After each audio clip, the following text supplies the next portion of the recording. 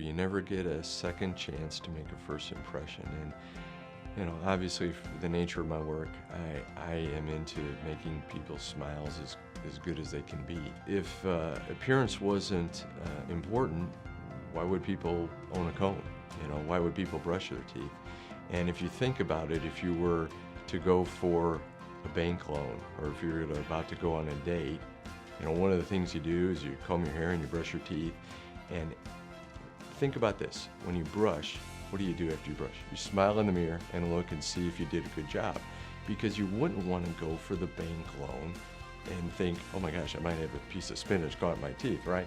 Because it's not the best first impression. And I think it's important. Your smile is your signature. People identify you by your smile. Whatever you're wearing, that outfit, it may be a nice outfit, but you carry your smile with you. It is getting more competitive in the job market or in the world overall. And, it's not 1950 anymore. You don't have to have silver fillings in your smile line. You don't have to have a crown that has a line at the gum line. The technology is here. It's pretty exciting for us to have before and after pictures of people that, tell us time and again, I'm so glad I did that.